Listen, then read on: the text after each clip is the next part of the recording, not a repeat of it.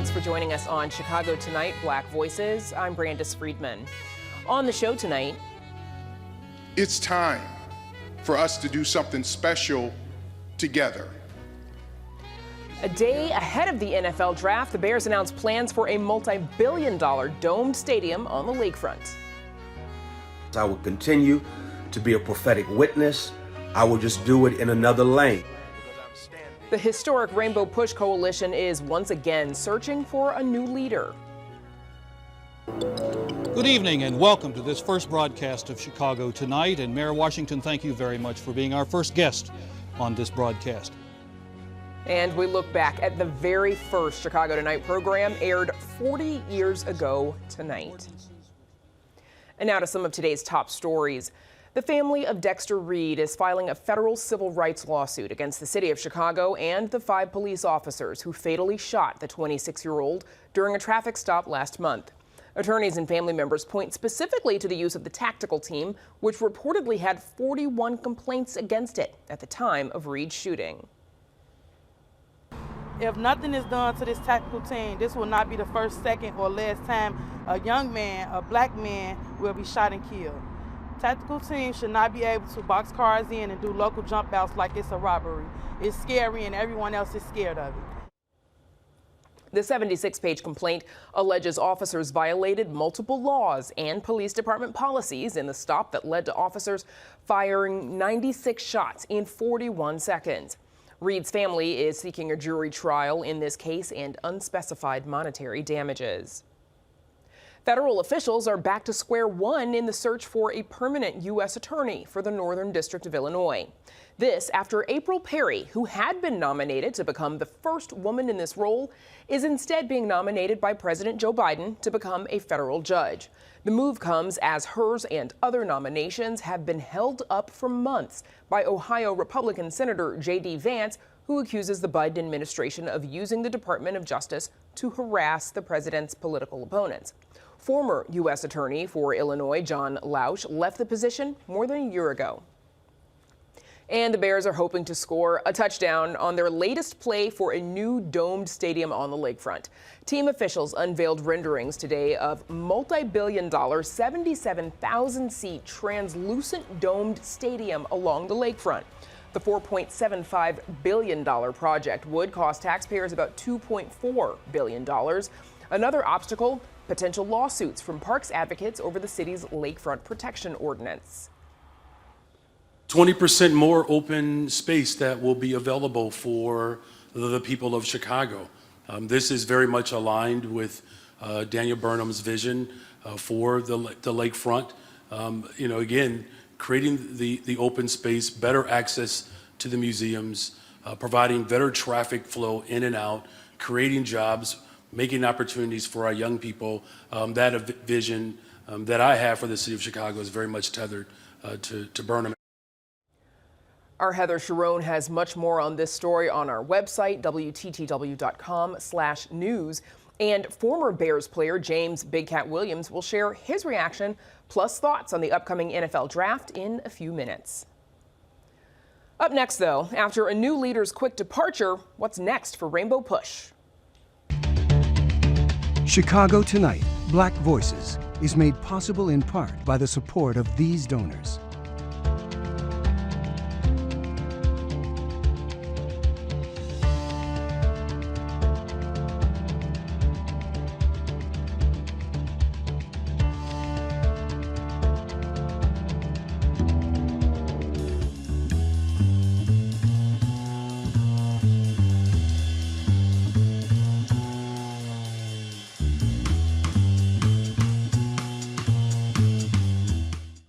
The Rainbow Push Coalition once again finds itself searching for new leadership. This comes as Reverend Frederick Haynes III announced that he would step down as the organization's president and CEO after just a few months on the job. It's raised questions about the future of the historic civil rights organization. Here's what Haynes said about his decision to step down. It's been my honor to serve, and for that I will also be grateful. However, today, I submitted my resignation as president and CEO because I felt it necessary in light of the huge challenges faced by our community In light of the challenges faced by this nation and world during this consequential year, and I will continue the fight for justice. I will continue to be a prophetic witness. I will just do it in another lane while continuing to honor the work of Rainbow Push and Reverend Jackson. We look forward to working together. And of course, that's a video Reverend Haynes posted to social media. Joining us now with more are C.K. Hoffler, board chair for Rainbow Push, and Hermine Hartman, founder of Indigo magazine, who also worked closely with Reverend Jesse Jackson Sr. Welcome to you both, and thank you for joining us. C.K. Hoffler, I want to start with you, please. Was Reverend Haynes' decision to step down, was that a surprise? I think it was a surprise, absolutely. But just as, Rainbow Push, as we all know, is an iconic civil rights organization founded by an iconic leader. And Reverend Jackson himself has always said that Rainbow Push Coalition has never been a vessel for a man, it's a vessel for a movement. So the fact that, of course, we were hopeful that Reverend Haynes would have remained initially when we were able to reach an agreement for him to be our leader. But having said that, as he said, he's going into a different direction, and Rainbow is continuing the course because there's so much that we have to do. Obviously, we will secure another leader, a president and CEO, but Rainbow as a movement, Rainbow's mission, Reverend Jackson's vision, and the work that we must do in our community in a time such as this is not going to stop. We're just working to get another leader. And of course, we'll talk about some of those next steps in that pursuit of another leader coming up in this discussion as well.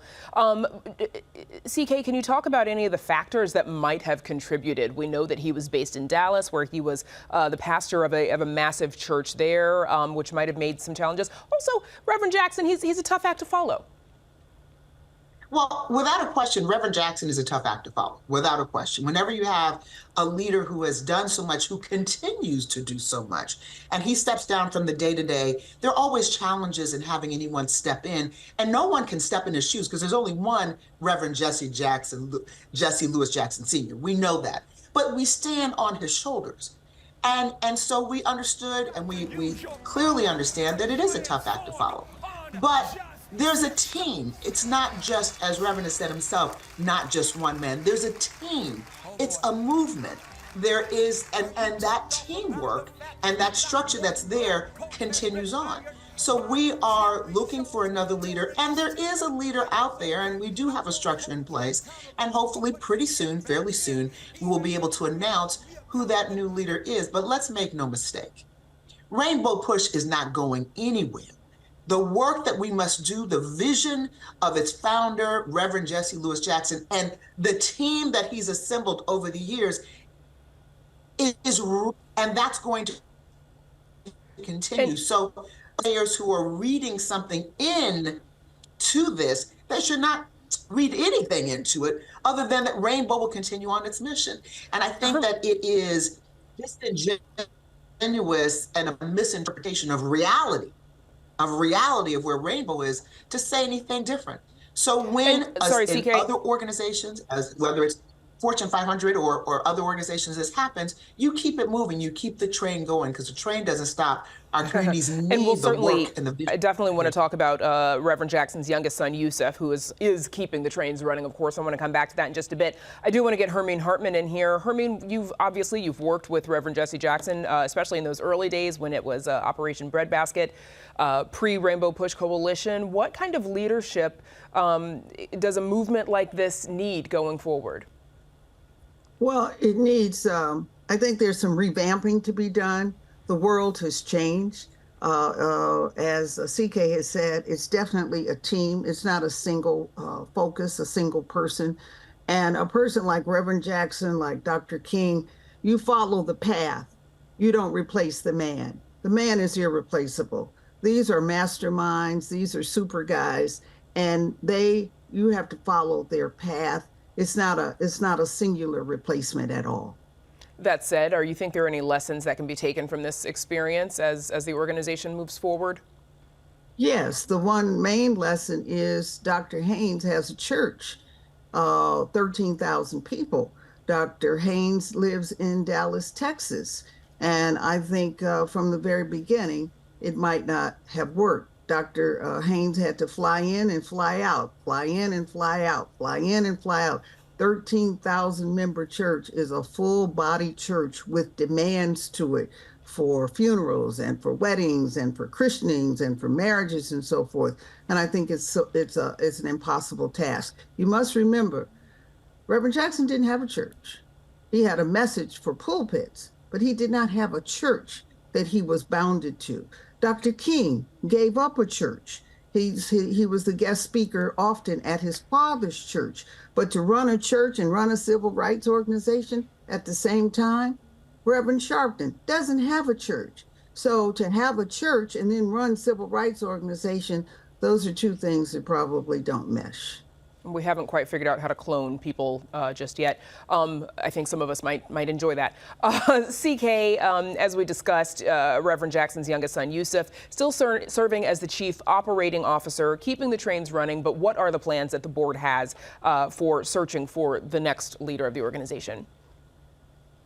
Well, literally, we've been on that search from the time that we knew that Dr. Haynes was stepping down, because we knew at a time such as this, we've got our convention coming up, we've got the DNC convention coming up, come to Rainbow every single day, and our mission is so vast. So we've been searching ever since we understood, we convened.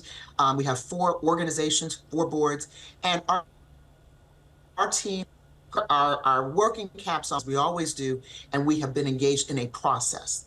And it's an important process. And in the meantime, and you mentioned Yusuf, of course, the wheels are continuing to turn of the organization, because again, we're not going to stop what we're doing, stop the mission, just waiting on a leader. We're going to continue the work, continue the mission.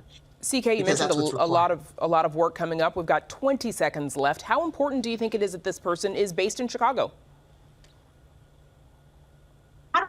I don't know if the person has to be based in Chicago. I think the person has to be there to spend time and be available to spend time in Chicago. I think that is important. But the person doesn't have to be based in Chicago per se. Okay. Because the mission is a global mission. It's a national mission. Okay, and that is all the time we have for this, but I look forward to hearing from both of you more as the search continues and as you identify who your next leader might be. CK Hoffler and Hermine Hartman, thanks to you both for joining us. Thank you. Up next, could a big-name quarterback and a brand-new stadium be in the Bears' future? Stay with us.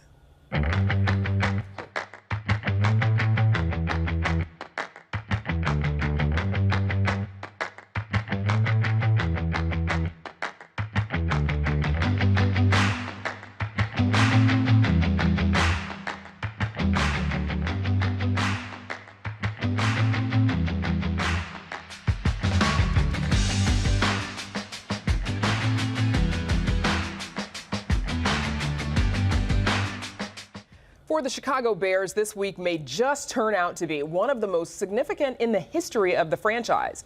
Today, the Bears announced plans to stay in Chicago and build a state-of-the-art, multi-billion-dollar domed stadium on the lakefront. And tomorrow, Bears are expected to use their #1 pick in the NFL draft to bring in their quarterback of the future. Joining us now with more is James Big Cat Williams, former offensive lineman for the Chicago Bears. Welcome back, James. Thanks for having me. So, before we get to the draft, we have to talk about the Bears' plans that they announced today to build this $4.6 billion translucent roofed stadium on the lakefront. They're calling it, quote, miraculous. Mayor Johnson was there for the announcement, Bears President Kevin Warren, as well as Chair George McCaskey. So apparently the whole gang's on board. What is your reaction to the news that the Bears want to stay in the city? Well, you have this big piece of property out in Arlington Heights, which they've put a lot of, they paid a lot of money for, and it's a space where they can build a stadium, they can put in hotels, it can be their own little town.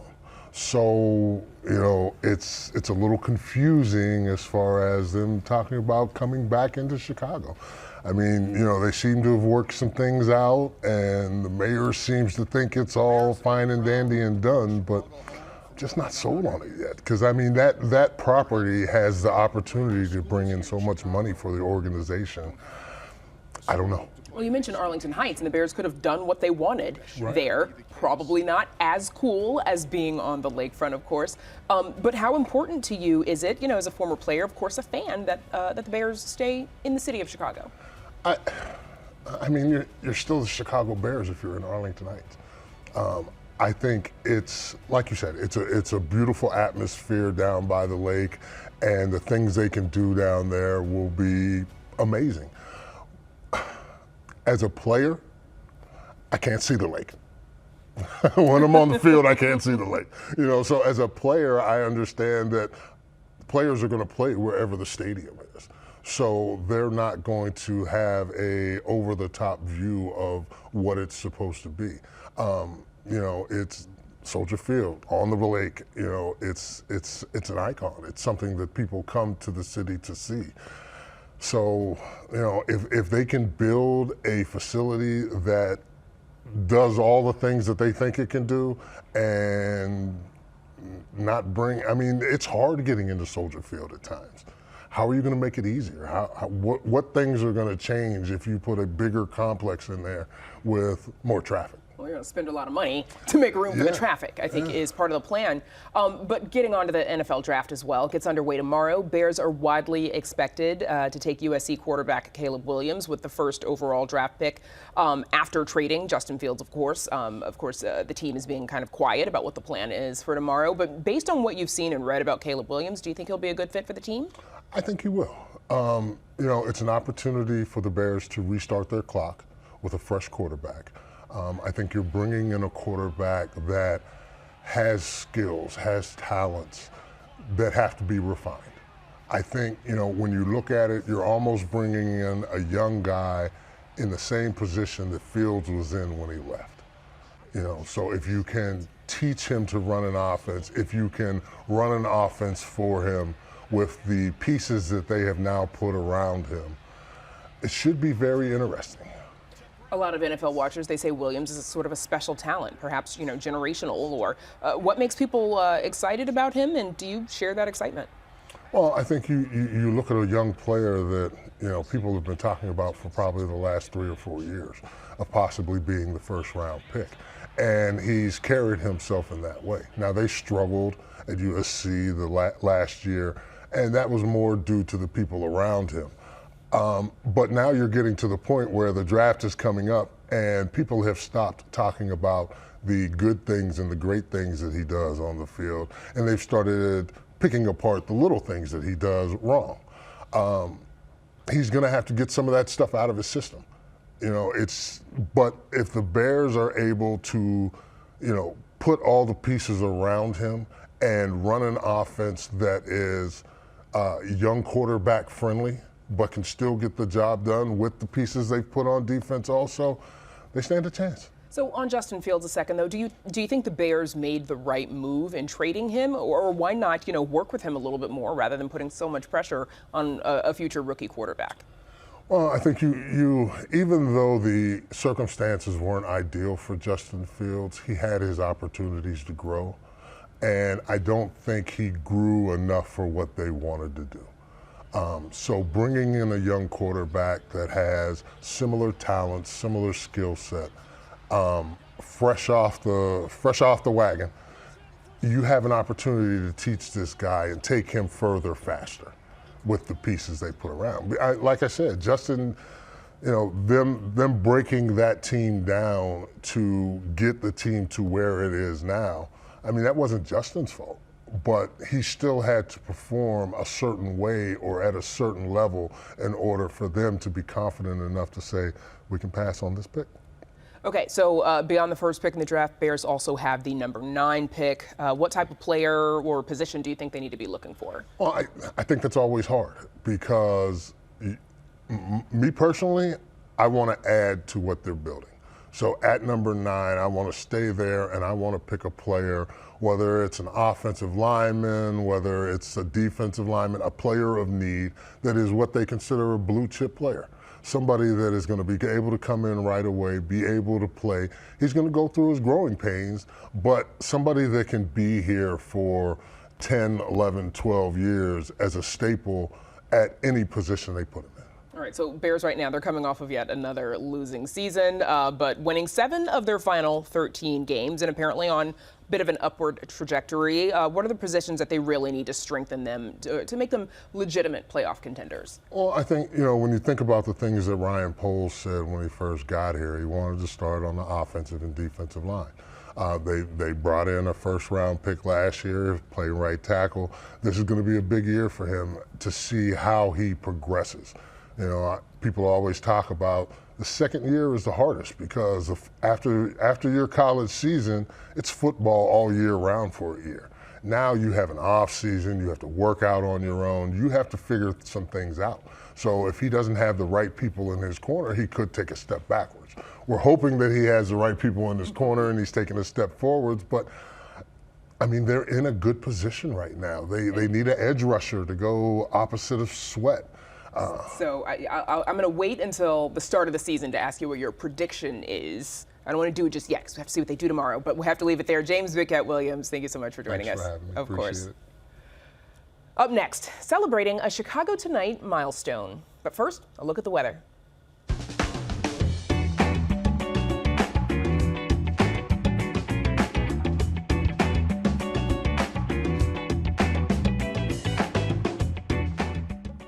And before we go, we'd like to commemorate a big anniversary for this program.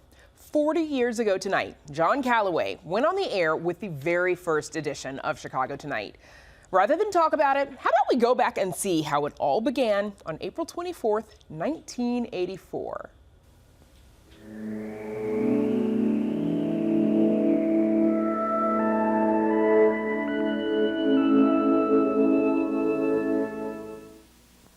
Yesterday, Mayor Harold Washington unveiled Stage 1 of his economic development plan for Chicago. It focused on the revitalization of the neighborhoods and promised to create or save 10,000 jobs. Will the plan deliver what it promises? That story on Chicago Tonight with John Calloway.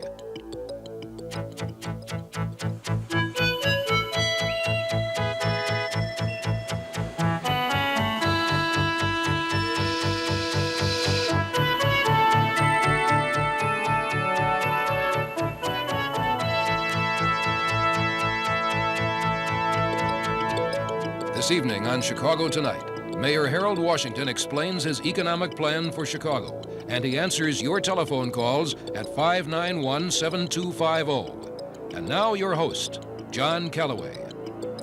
Good evening and welcome to this first broadcast of Chicago Tonight. And Mayor Washington, thank you very much for being our first guest on this broadcast. Pleasure, John. You go before the City Council tomorrow and you will unveil a series of ordinances which deal with the North Loop development. What's in that package? It's a very ingenious financial device called tax increment financing, which simply means you take the taxes you would have collected and pour them back into the property help finance to provide the equity capital. It's a somewhat ingenious operation. It has gotten the North Loop program out of mothballs and onto the track. We're quite enchanted with it. What will we see? We're talking about hotels, a shopping center, what? We're talking about hotels, a shopping center, and all the accoutrements that go with it on that North Loop area. If successful, and we have every reason to believe it will, it would increase the tax base 11 times in that one particular site. It's just a marvelous operation. This city has been woefully mismanaged over the past 4 years, maybe 8. And people called a halt. They want a part of their government. They want it open. They want it fair. They don't want cabals. They don't want inside dopesters. They don't want non-bidding. They don't want favoritism. They want everybody to get a chance at it. This mayor offers that chance. It's tough. Thank you. We'll continue to fight for the good of the people of this city. We're out of time. And Mayor Washington, thank you very much for being our first guest on Chicago Tonight. I'm John Calloway. Good night. That was Mayor Harold Washington and John Calloway, two Chicago legends. 40 years ago tonight on our very first episode. It is an honor to still be here 40 years later. Happy anniversary to us all. And of course, thank you to all of you for watching over the past 40 years. And that is our show tonight. Be sure to check out our website, WTTW.com/news, for the very latest from WTTW News. And join us tomorrow night at 5:30 and 10 for Chicago Tonight Latino Voices. Little Village residents on lingering health concerns after the Hill Coast smokestack implosion. And physician-magician Ricardo Rosenkrantz shows us what's up his sleeve at his show at the Rhapsody Theater. Finally, we've been talking for a couple of weeks about the WTTW Gospel Showcase. Well, last night, more than 1,000 people turned out on the South Side for this rousing event. So we leave you tonight with some of the sights and sounds from the showcase at Shiloh Seventh-day Adventist Church. Now, for all of us here at Chicago Tonight Black Voices, I'm Brandis Friedman. Stay healthy and safe, and have a good night.